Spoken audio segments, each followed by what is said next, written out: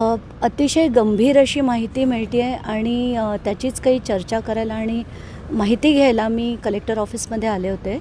तर आत्ताच्या घटकेला मला एक ज्या लिस्ट हव्या होत्या, तर मला असं कळलं आहे की मोठ्या प्रमाणावर काही बार्स हे वाल्मिक कराड यांचे होते. तर त्याची माहिती घ्यायला मी आता एक्साईज ऑफिसमध्ये जाते आहे. या व्यतिरिक्त अनेक गोष्टी आहेत ज्या आता त्यांचं डिस्कशन झालं कलेक्टरबरोबर.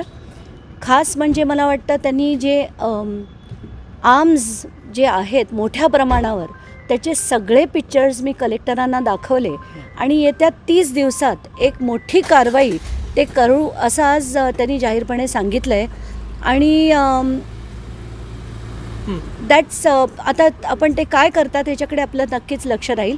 पण आत्ताच्या घटकेला आम्ही इथून आता एक्साईज ऑफिसमध्ये जातो आहे. काय चर्चा झाली?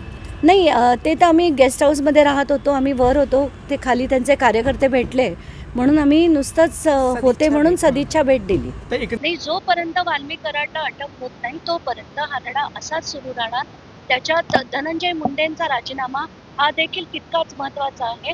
तर आज त्यांचे मोठे मोठे खुलासे करण्याची माझी अपेक्षा आहे. ते काय होतील ते दिवसभरात आत्ता न बोलणं योग्य ठरेल.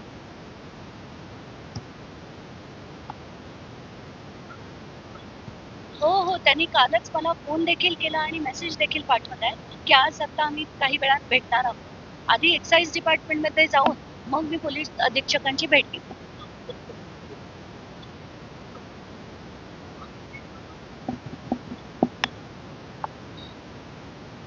कसं आहे की असे जे गुन्हेगारी प्रवृत्तीचे जर व्यक्ती आमदार आणि मंत्री असेल, तर असे लोक जेव्हा जातात, अधिवेशनात बसतात, विधानसभेत बसतात आणि कायदे बनवतात, हे कुठेतरी आता खूप गंभीर होत चाललंय. आणि मला असं वाटतं की याच्या विरुद्ध आपण सगळ्यांनी आवाज उठवून त्यांच्या मंत्रिपदाचा राजीनामा हा मिळालाच.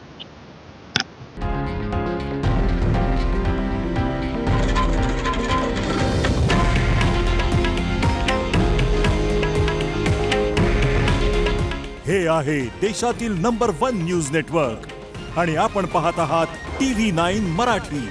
काळजी तुमची, हित महाराष्ट्राचं.